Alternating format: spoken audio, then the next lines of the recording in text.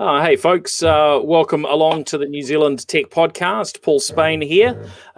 Great to be with you once again. Now we have a special guest on the show today, Greg Shanahan. Welcome along to the show, Greg. Hello, how are you? everybody. Good, thanks, Paul. How are you? Well, good. Despite these crazy times, we're soldiering on, as it were, and appreciative that we've reached the next phase, and that we're back down to level 3. It seems like we've been home forever.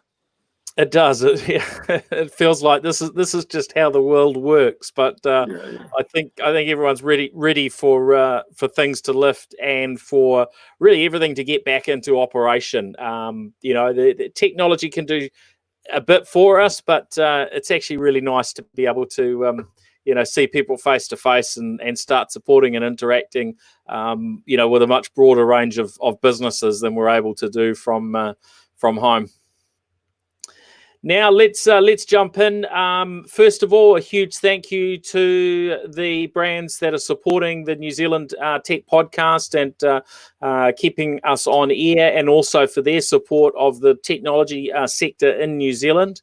Samsung, HP, Vocus, Spark, Vodafone, and Sumo Logic. So thanks to them. Now, in tech sort of gadget news, I suppose, there's been a few interesting things this week. The DJI Mavic Air has arrived. A bit of a refresh there from DJI, and of course, they're in this incredibly fortunate position as a Chinese company. One of a fairly small number of Chinese companies to really dominate in their sector of technology, and they really own the very large majority of the drone market globally. And so any time that they launch a new drone or they refresh an existing one, as they've just done with the DJI Mavic Air, refreshed it to the Mavic Air 2, there are a bunch of people that are very interested in this, and I guess that there's that sort of natural upgrade cycle that we're sort of used to, and we'll talk about it soon in regards to the new iPhone SE2, as it's being referred to, although Apple don't put 2 on the name. But it looks like a good refresh there from DJI, upping the battery life from 21 minutes to 34 minutes. Looking at the New Zealand pricing, looks like if you buy it with its Fly More bundle, which tends to be how these things are most commonly sold, so with some spare batteries and a few extra bits and pieces, it's going to come in around the $2,000 mark. But a pretty capable little package at that price. Now onto the iPhone SE2. We talked a little bit about that last week, and needless to say, it arrived. It launched in New Zealand officially on Friday. I think it arrived for me probably Thursday, and I've been having a good little play around with it. Now, as a phone, the SE is very much the affordable iPhone, and although you can go for some of the older models, and you can still buy in New Zealand, for instance, an iPhone 7, you've got to realise that's many generations old in terms of the embedded technology. The iPhone SE2 looks, and a lot of its parts, cameras and the like, looks exactly like the iPhone 8. So again, older technology, but it's got the newest chips and the same as is in the iPhone 11 and the 11 Pro. So I guess what I see is that this phone will be a good fit for those that have been holding on to an iPhone for a few years and it's really reached the end of its life. If I compare it to buying an Android handset at a similar price, so it's launching here at $800. probably the thing that stands out to me is, if you're an iPhone user and you want to stay on iPhone, and you don't want to spend, top dollar on one of the higher end models, you're getting a lot of the capabilities of those top smartphones, but with a smaller screen, lots of bezel at the top and bottom, so it doesn't look anywhere near as cool as the newest phones in those regards. And it's taken me a little bit of getting used to as I've been using it over the last few days, with that smaller screen compared to the newer models. But in terms of most of the functionality, it's pretty good compared to the current phones. It's certainly just as fast. And the smart things that they've done with the camera with their newest chip also means you've got pretty nice photography capabilities as well. So I think it's a little bit of a thumbs up. And look, there is one point that really differentiates it from most of the Androids for me, and that is that when you buy a new iPhone, security updates and operating system updates are likely to keep flowing for maybe 4 years or so, possibly even 5 in some cases. So your ability to get a reasonable life out of it is actually pretty good. Whereas a lot of Androids, unfortunately, getting past 2 years in terms of updates is something of an exception to the rule. So, really with an Android phone after a couple of years, if you want it to be safe and secure, possibly you should be kicking it to the curb, sad to say. So, in terms of bang for buck, you've got to weigh that up. And I know there's a lot of people that are using iPhones that are, 4 years old or so and have got on okay. So, yeah, worth considering. But of course, it depends what your preference is. Now, Greg, what do you use? Are you an iPhone or an Android man? I'm an iPhone guy, and after having my phone for too long a time, I've got an iPhone 11. It's amazing. So love my phone, and Excellent. particularly good in lockdown. Yeah. Well, it's pretty handy having a good phone, right? I mean, it does so much of what a full blown computer can do now. Actually, the new iPad Pro arrived today, but mistakenly shipped to the office, which not much use to me at the moment. So we can't talk about that, but we'll delve into that maybe next week. But yeah, between the iPhone and the iPad, they're getting pretty capable, and similar on the Android side in terms of being able to do a lot of what in the old days you would have had to use a laptop for, right? Oh, absolutely.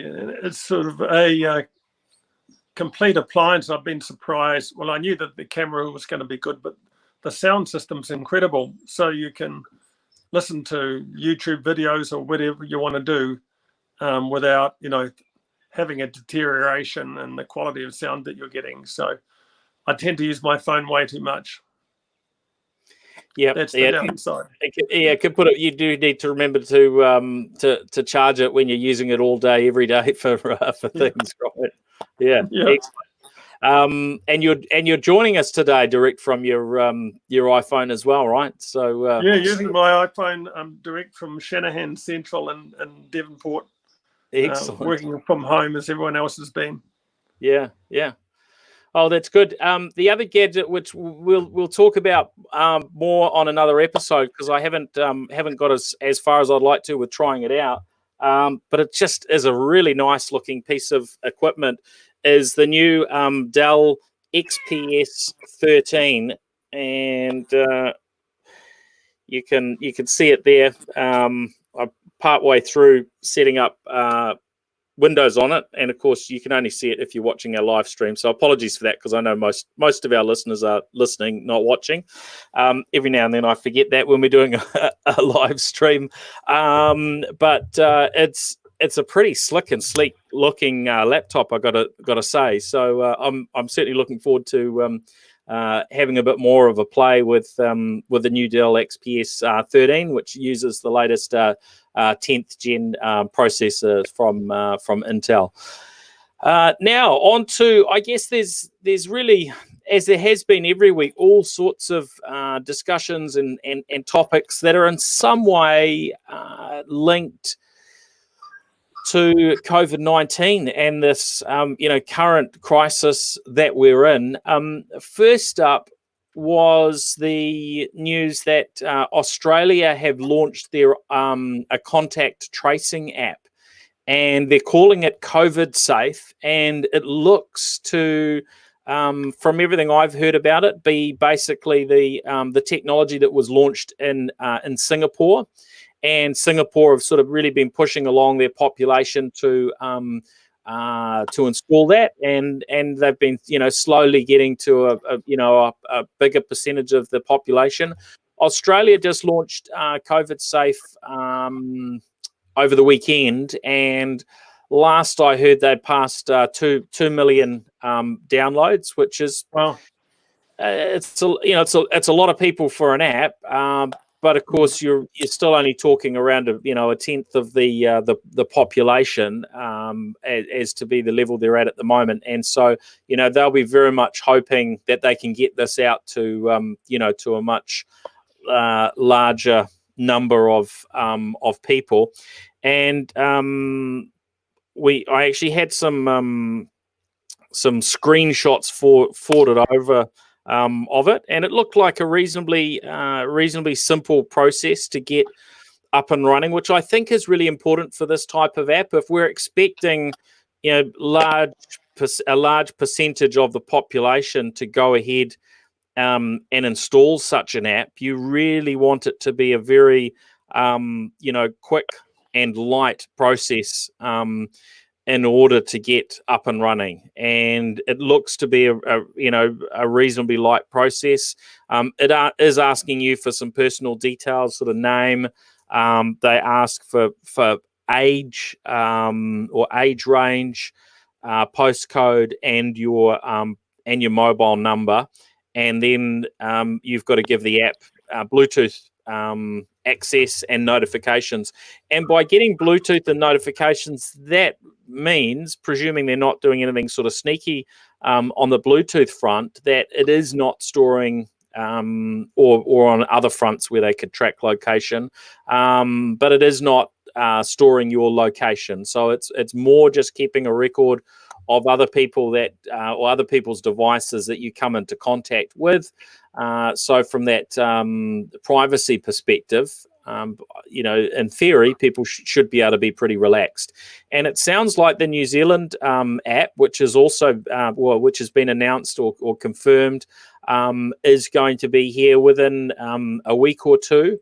And that will be somewhat similar, but it sounds like they're trying to get a little bit more information. So they want to use this app not just to do the contact tracing, but I've saw mention of it being utilized to also confirm, I guess, a tie-in between individuals and their current address, so as to update New Zealand's health database.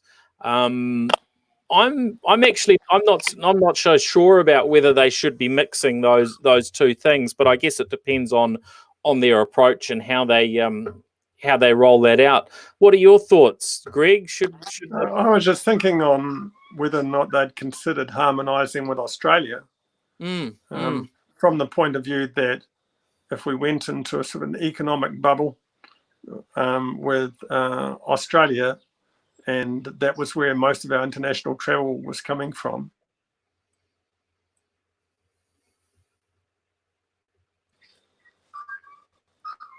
Oh, lost you there for a second, Greg. Can you hear me, Paul? I can hear you again now. Yep. Fire away.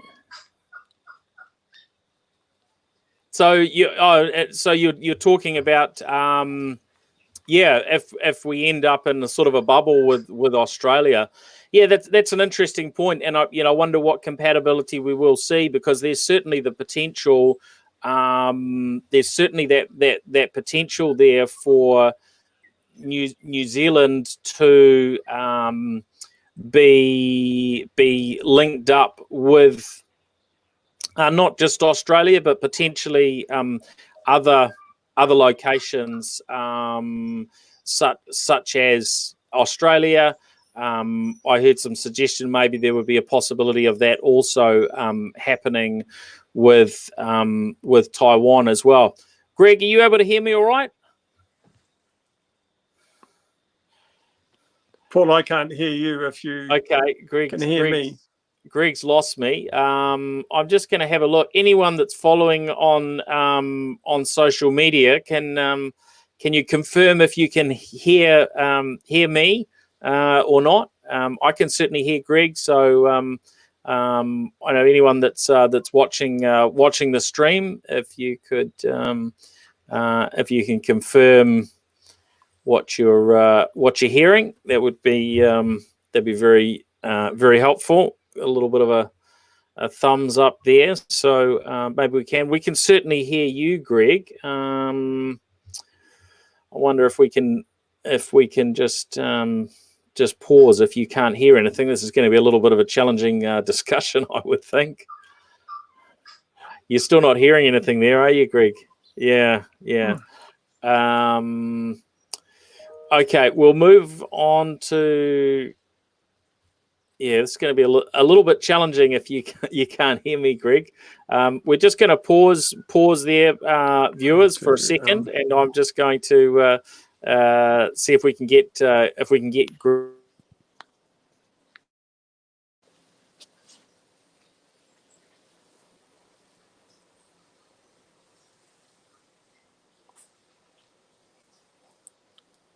Oh, no.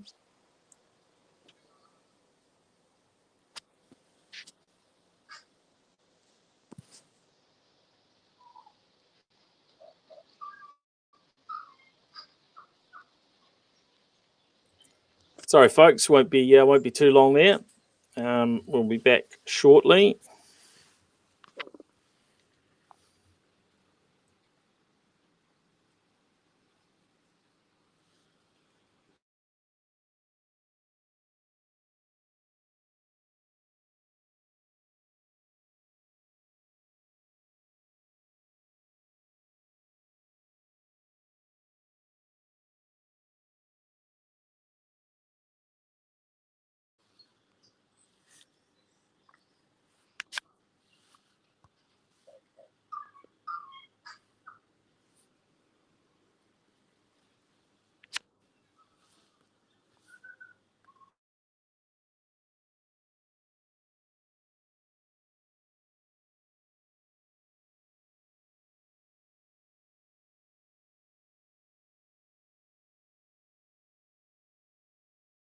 Sorry, folks, just testing. Yeah, can hear you now.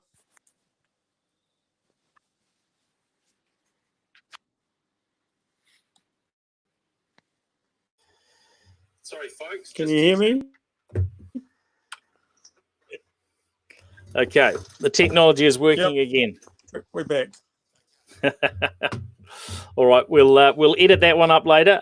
Thank you to those that have rejoined us on the live stream. Such as the nature of doing these things live, sometimes has a challenge or two. So yeah, talking about contact tracing. Some interesting thinking there around whether we should be using an app that possibly works in with what's being used in other countries such as Australia. It would certainly make travel something that is less worrying when we know there's an ability to actually contact trace. Even if people have left our shores or vice versa. So yeah, it's an interesting thinking. So yeah, look, I think it's good that they're launching this. A little bit behind the other countries, but it's probably this time now going forward where it becomes really, really important. So obviously, the earlier we have access to this technology, the better in many regards. But it's not as though the country's in a state where we're absolutely ravaged with COVID-19. It's how we then minimise the impact when when there are future infections. So, yep, I'm hopeful that plays out well. Particularly if those infections are likely to come from someone in Australia or outside the country. And I'm sure they've thought of that. So they've always thought of everything. But look, yeah, I'm encouraged that we've got something coming, and look, there's a level of hindsight. By coming a little bit later, it lets you take learnings from what others have done. And sometimes it makes sense to do something that's a little bit different or has some improvements on what's been done elsewhere. So we might be pleasantly surprised by some of the extra things that they're able to bring to the table by bringing this out maybe in a different time frame to others. Well, I guess one of the main things about COVID-19 from the New Zealand perspective is how pleasantly surprised we've been, or maybe not surprised, but just how well the country has handled it. So absolutely, I mean, very, very encouraging, isn't it, to see those numbers dramatically lower than many of the predictions, which is great. I mean, it's sad to see those that have passed away, but we're in a much better position than many other parts of the world. That's for sure. And look, I'm keen. We'll chat about this a little bit more. During the episode, is what are some of our opportunities going forward, and we want to talk a bit about the health tech sector in particular, and whether health tech and the broader tech sector can be a little bit of a savior in these times where we know the international tourism industry is hit. But onto a couple of other bits of, I guess, areas for discussion. Now, there's a tech company that we've talked about on the podcast, I guess, over a number of years, Magic Leap, who were really touted for a long time as being kind of the leaders, the innovators when it came to augmented reality. And for a long time, none of their technology saw the light of day. It was really just that it got attention. They got a lot of funding, billions of dollars worth of funding over the last decade, and it was pretty interesting to follow. But then they took a long time to make anything available, and then they've been pivoting, it seems, and possibly some sort of a tie-in with the pressures of COVID. 19, and they've announced the layoff of 1,000 staff, and also the news that they're going in a similar direction, I suppose, to where Microsoft have gone with their HoloLens, and they're really moving away from a focus on a consumer product, and they're really looking at the business uses of their augmented reality technology. So yeah, a little bit sad to hear that. And I know virtual reality and augmented reality have been big in the news over the last 5 years or so, especially. But it's another I guess bit of news that says, well, this tech's maybe got a big role or an important role to play in the business world, but might not be as relevant for individuals as we first thought. And I guess this is at the same time as Apple, for instance, and others are, putting more effort into the augmented reality aspects of their devices. So, Greg, your iPhone 11 there has, some quite, good capabilities in terms of, virtual reality software and processing that can be done on its screen, and getting your phone to be a virtual ruler and whatnot. So. It's interesting times. You must have followed some of what's been going on in the this area of virtual reality and augmented reality. Any observations from your perspective, or any areas that have sort of caught your attention? Yeah, I guess from our perspective, there's been a lot of excitement and some major players spending a lot of money. I'm not sure if always the sort of commercial application for those solutions has been totally clear. And so whilst the technology is exciting, it seems kind of early days in terms of looking for a home. And as you point out, where does that technology sit in terms of what kind of devices? And so it sounds like the market's sort of sorting that out. But certainly Magic Leap in the TIN office 18 months ago, everyone was talking about it, and it was kind of mysterious. They're getting lots of money, had connections to New Zealand, all sounded very exciting, but that's the nature of tech. And, sometimes you've got to push out the barrow and, find if it's got somewhere to go. Yeah, and look, I mean, there's a lot of investment that gets dropped into new technologies that is quite speculative, and I guess that's that's the nature of a lot of that early stage funding. It's put in because in some cases there are massive return on it. There's a massive return on investment, as there has been for the likes of early investments in Facebook and Airbnb and Uber and the like. And so there's often these crazy valuations that are put on new tech startups. And look, I think investors know that not all of it's going to pan out maybe as well as they hoped, right? So it's just it's the harsh reality.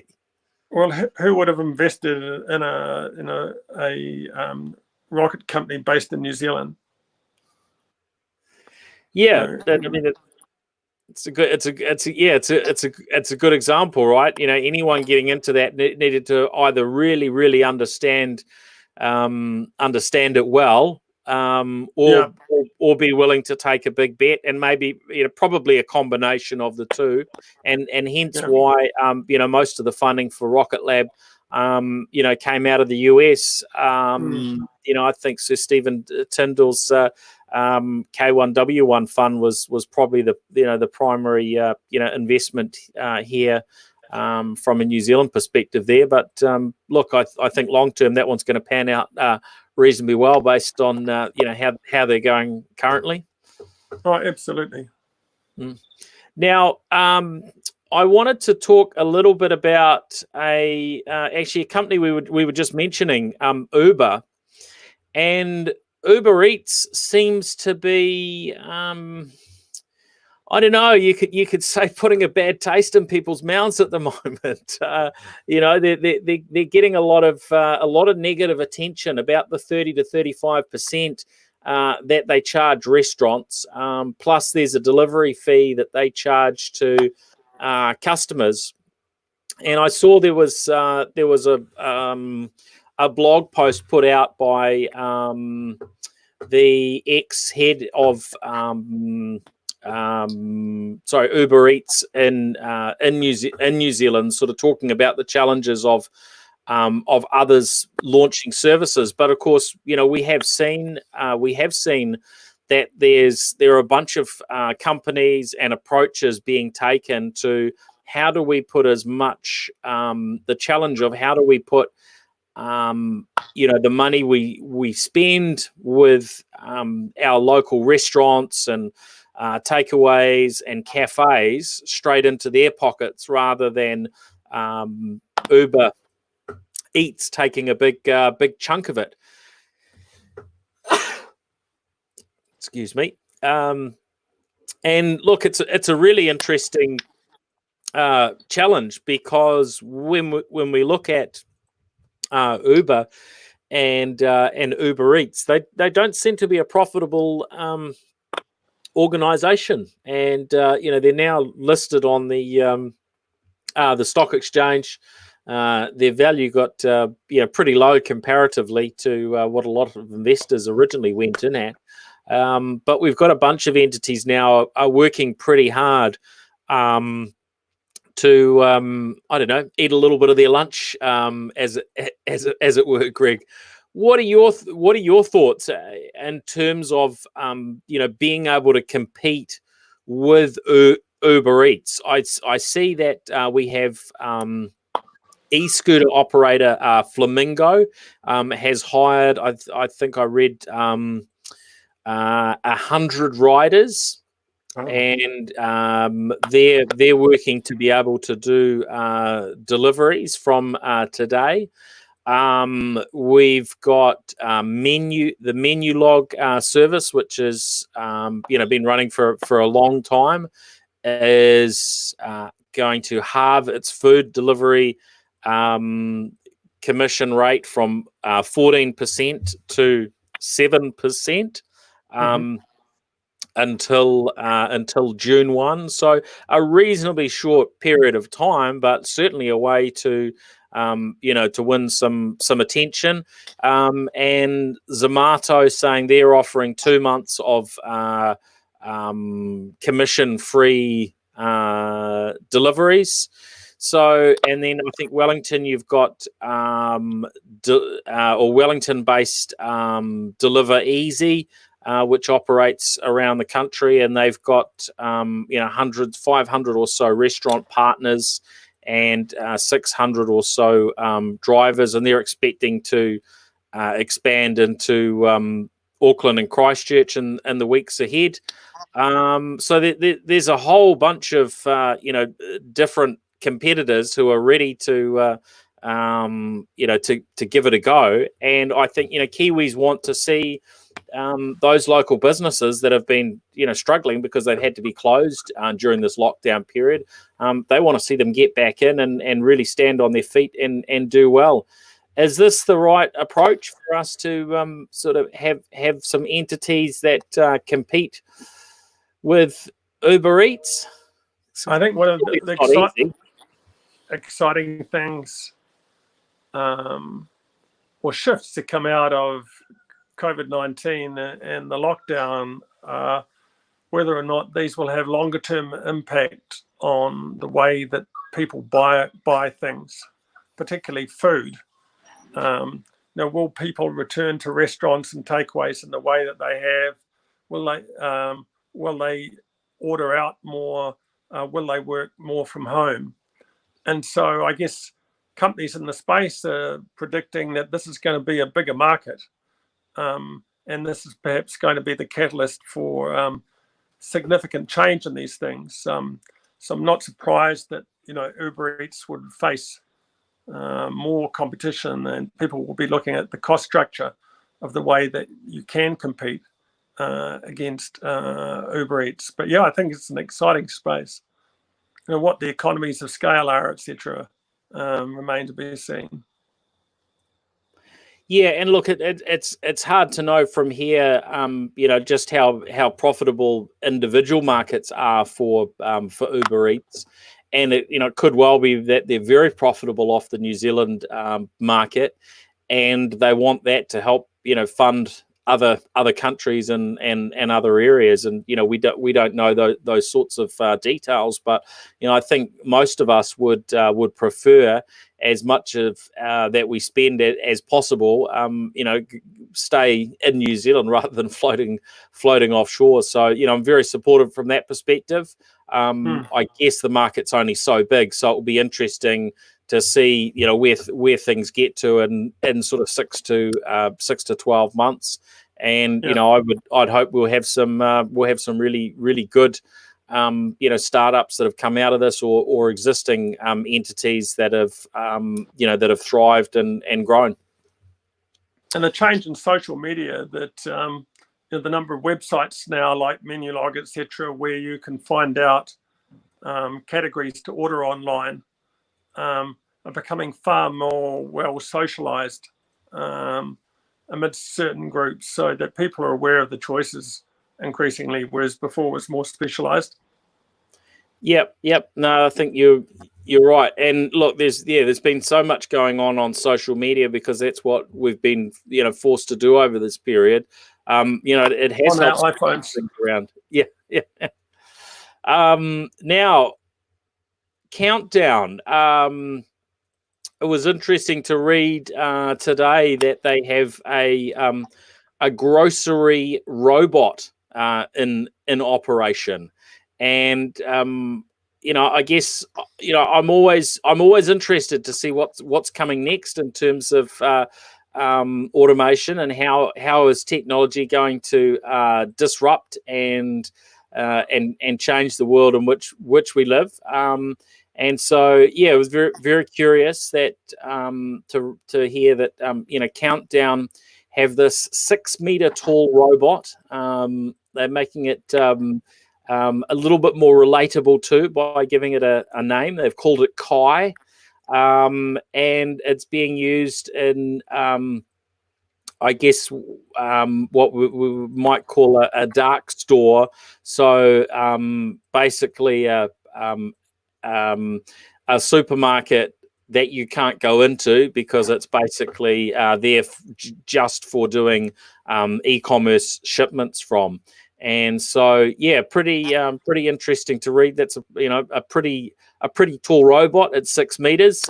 Greg, you're pretty tall, but Kai seems to, I would imagine, would be towering even above you. I'm disappointed I didn't get offered a job. You might have needed stilts, but my understanding is it's the robot can do shelf stacking. It's designed to identify hazards. I guess you wouldn't want a 6-meter tall robot, tripping over and squashing somebody, or knocking shelves over and so on. But interesting to see. And look, I think this is an important reality that there's still a lot of people maybe haven't come to grips with, is that there will be an increasing amount of automation and robotics used, and it will just become more and more commonplace as we go forward. And it maybe isn't what we want to hear from a perspective of, well, we've got a lot of Kiwis whose work will be or already has been impacted by COVID-19. But it also is, I think, part of the solution for our organisations to be, efficient and effective, is using technology in the appropriate places. Would you agree with that? Yeah, and I guess those two are quite related. Well, obviously related is what you included them back to back, is that the centralised distribution, and then you're getting creating jobs in terms of deliveries for people, and the sort of more custom door-to-door might be a sort of a trend of the future, particularly if you're getting people whose health is compromised living at home. Yeah, well, I think during this window of time, we've certainly seen a huge increase, for reasonably obvious reasons, in terms of ordering online, where people can go and and pick up their orders, or of online deliveries. And really, the main challenge has been the limitation in the abilities of our supermarkets to actually manage those orders, and hence why we're seeing these kind of dark stores and e-commerce distribution centers starting to open at possibly a quicker pace than they would have otherwise. And I think we need to, as a country, we need to be moving forward on these initiatives we've spoken about on the podcast before. At some stage, we could easily see international players, the likes of Amazon, move into the market. We've seen Costco? Costco. That are gearing up for launch into the New Zealand market. And so the more of these international players that come in, the more at risk our local entities are. I for one would much prefer that our local stores and chains be dominant and innovate ahead of the international players. That said, I think the supermarket chain we're talking about here is, of course, part of Woolworths Group, which is Australian owned. So we're already in that state where roughly half of our supermarkets are owned outside of New Zealand, and we're obviously in an even lesser extent of market share when it comes to banking. So look, I think let's hope our local entities can really get or continue to keep their pace up and own these areas that otherwise may be ceded to international players. Now it's time to talk, Greg, about the HealthTech Insights Report 2020. Now, this is a production of your company, the Technology Investment Network, or TIN, as you're often referred to. And of course, you've got your annual report, which comes out, which covers really all of technology. And maybe you can run us through a couple of highlights from the the last TIN report. It's been probably, I don't know, six months or so since we last talked about the TIN report. Sort of, maybe slightly more than that, sort of leading up to your big launch event late last year. And then maybe we can go into what's happening from a health tech perspective. Yes, so for those people listening to the podcast that aren't familiar with TIN, for the past 16 years now, we've been producing a report on New Zealand's technology export sector. So these are companies in the area of ICT, high value, high tech manufacturing, and biotechnology, who export those solutions offshore. So export in the common word of the term, use of the term, rather than putting something on a ship and taking a box from A to B. And so over the past 20 years, the technology export sector has become the third largest source of foreign revenue, or third largest export sector for New Zealand. And potentially this year this year that we're in will eclipse tourism, depending on how things pan out. So last year, technology exports accounted for about $9 billion of offshore revenue, growing at 11% per annum, whereas the tourism sector was about $11 billion and had plateaued. And so we expect that the growth will continue for many of those companies, and there's reasons to think that the tech export sector will weather the storm better than most, and more so nothing more so than the health tech sector, which has got some large companies like Fisher & Paykel Healthcare or Douglas Pharmaceuticals, Orion Health, AFT Pharmaceuticals. And so some of those companies have enjoyed extraordinary growth in the past 12 months, and some of them, particularly like Fisher & Paykel Healthcare and AFT, are growing because of COVID-19.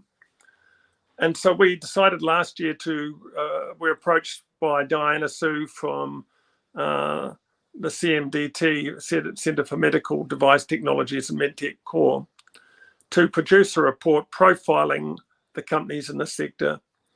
One of the reasons for doing that was that it's such a specialized area that it's not necessarily popular with investors. And so, one, we wanted to promote the existence of those companies and what they did, and illustrate the success that they're enjoying. And so, the technology export sector turns over close to $2 billion, around about $1.9 billion per annum, and has had a 5-year CAGR of about 9%. So strong growth. So, roughly 10% per annum, close to $2 billion, an increase of $200 million every year with associated growth in jobs. This is health tech specifically. Just specifically health tech. Yep. And so the difference with those kind of jobs is the average wage is about $86,000 per annum across those companies. And so they're high value jobs and highly skilled. And one of the reasons for promoting health tech is that the reason these companies are successful is not an accident. This is the kind of thing we do well in New Zealand with small multidisciplinary teams, egalitarian society that embraces diversity, so there's free communication in those teams to turn out highly polished competitive solutions cost effectively. And probably no better company to illustrate that than Fisher & Paykel Healthcare, which I think is now the largest company on the NZX by market capitalization. So it's most of their companies are a long-term growth story and often high risk, which is why often retail investors are a little bit anxious because they don't understand the technical risk. But the return to the economy is massive. Yeah, that's fantastic. Now, looking at the list, I wonder, and I'm looking at the top companies. We've got Orion Health, Fisher & Paykel Healthcare, Douglas Pharmaceuticals, right at the top, and then into a bunch of others. How do you define health tech? What fits into that category? So they're companies who are in digital health, that basically IT solutions, service providers for specific solutions in healthcare. They're high value, high tech manufacturing, primarily around medical devices. And then in the biotechnology space, they're people primarily focused on pharmaceuticals like Douglas Pharmaceuticals or AFT Pharmaceuticals. Right. So I did wonder about Douglas Pharmaceuticals because they're more, producing, drugs, as it were, right? Yeah. So they're the pharmaceuticals are obviously it's a small but fast-growing part of the overall sector. And one of the stories about the sector is it's previously been dominated, of course, by Fisher & Paykel Healthcare, but now we're getting a raft of other companies coming through, and the success has spread more broadly across from pharmaceuticals to software to medical devices. Yeah, that's great. It's really encouraging. Now, when we look at our economy, where do you sort of see health tech going, particularly at this time where we're in a in a time where the whole economy, the whole country has been disrupted by COVID-19. What's that opportunity for us to take from here? Should health tech be something that we're really focusing in on, or is it not fast enough in terms of its potential growth? What are your thoughts? We're health tech or anything else. In my view, there are three things that we should be doing. One is look at those companies who are actually succeeding because of COVID-19, like the Fisher and Paykel's or AFTs, etc. Those who have an opportunity because of this and are already growing strongly. And the question is, how can we promote more growth from those companies? How can we make them want to, well, obviously increase their sales offshore, but particularly employ more New Zealanders? And so that could be support those companies acting collegially, like supporting each other in terms of sales introductions, looking at ways that they can finance bringing investment forward on things that they might have spread out over multiple years, perhaps in terms of either debt, low interest debt, or grants to encourage them to be more aggressive. So essentially trying to find ways to keep that momentum going. Then in the second level, you've got companies that aren't growing because of COVID-19, but are largely unaffected. And so that describes a lot of the TIN companies of New Zealand technology sectors. So they're providing B2B solutions, often essential IT infrastructure to make the company tick over. And in this case, as people move to more online shopping or ordering and opportunities like payment solutions are one where people are looking at more ways to buy. Companies are looking at ways to manage their inventory, like we're talking about the robot from Countdown, and get it cost effectively into people's homes.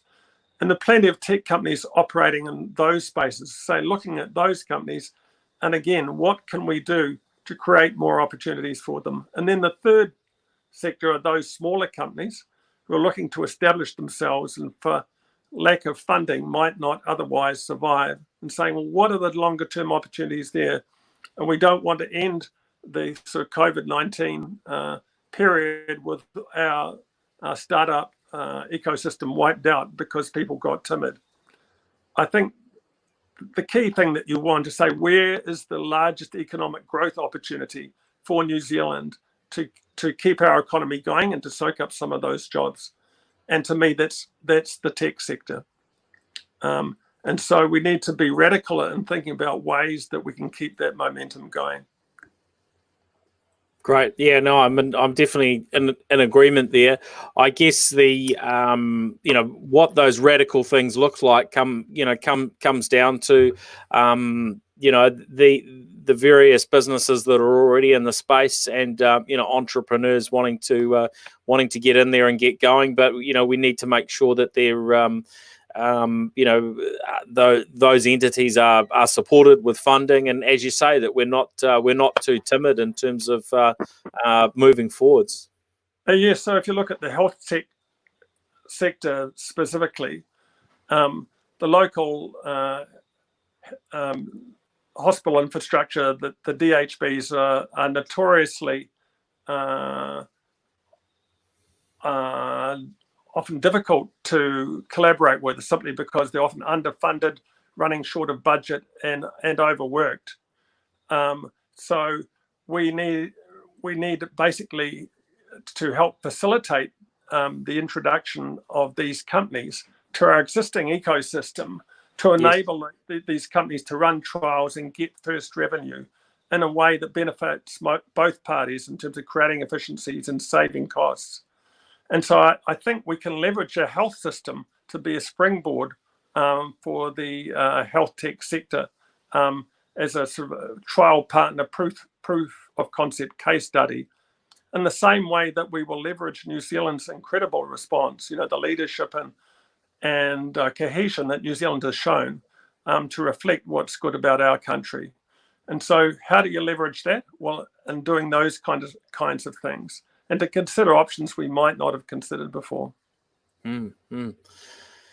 Yeah, look, I guess the state of our health system locally is a challenge, but it probably, in some ways, that also brings with it, opportunities. They might, may not be quite the ideal position to be in, but I guess sometimes these challenges help breed new ideas and new solutions.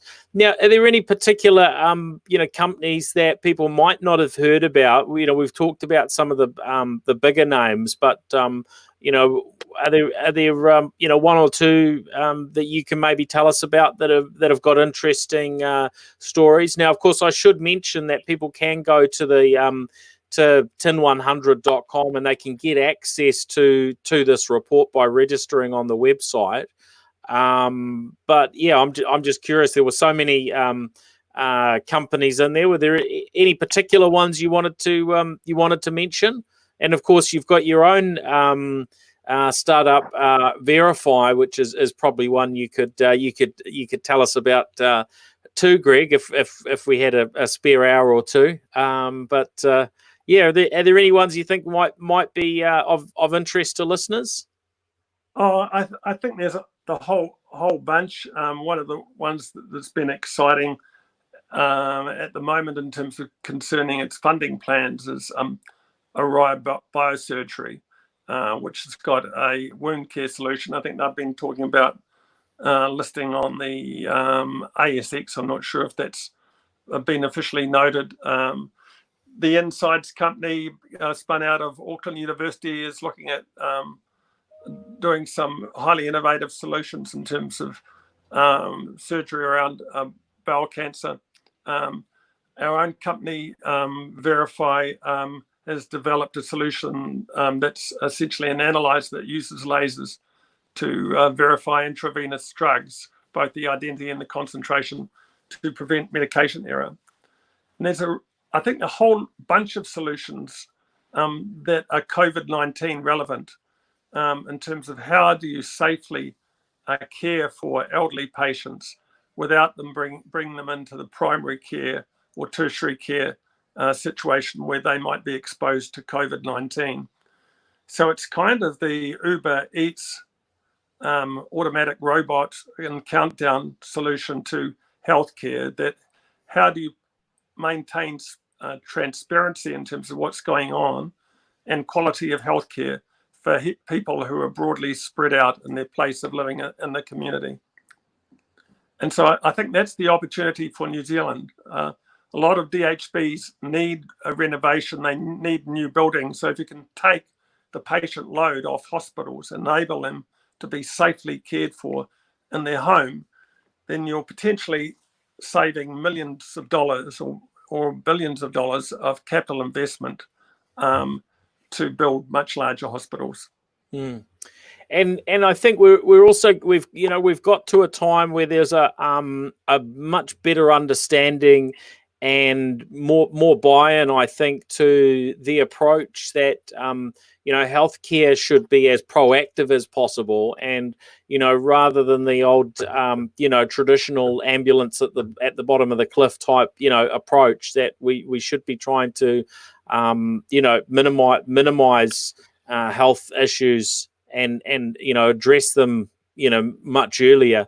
And so again, I think that sort of lines up with what you're talking about there.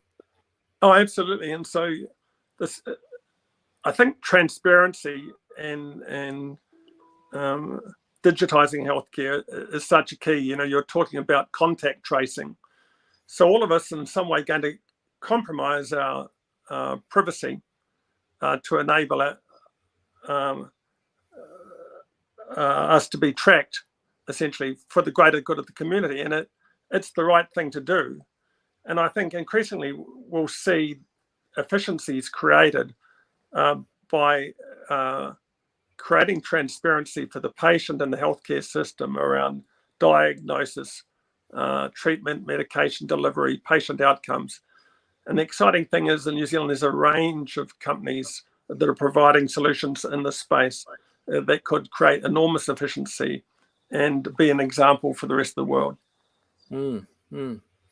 Well, I look forward to seeing how things progress. I think some stats I saw suggest about 30% of the population disagrees on the idea of giving up the privacy or giving up information to run the app. So it'll be interesting, over the weeks ahead as we get that app available and into people's hands. Just what percentage of the population that end up installing it, because obviously the more people that install it, the more effective that whole system is. But we certainly have ongoing challenges, and often, unfortunately, some of those privacy issues have come from governments not taking seriously enough their role of protecting people's data. But I've got to say, what I've seen of these apps to date has been certainly the Singapore one and so on has been reasonably encouraging. But the idea that they want more and more data to sort of feed back into their database, potentially will get them offside with people. So I hope they make that optional if they're asking for people to feed in more data. I think it just needs to be as easy as possible for people to get started and to run the app. And absolutely, there are limits, obviously, in terms of infringement of privacy. But if you look at the downside in terms of the billions of dollars COVID-19 has cost New Zealand, you say, what would you do to prevent that? What would you do to prevent the loss of lives and the loss of jobs? And so, the country has done well so far, and trying to stop loss of life. Big challenge now is how do we stop it happening again, and having a cost-effective healthcare system, and then beyond that, how do we take all of these learnings? I think there's a real opportunity for the tech sector to lead a slingshot in terms of resurgence in the New Zealand economy. And we as a country need to think as openly on that as we have done with sitting in our living rooms for 4 weeks trying to do work. Well, thank you, Greg. It's been great having you on the show. Was there anything else you wanted to add before we finish up? I know you've got so many insights, and it's very hard to sort of draw a line under these things.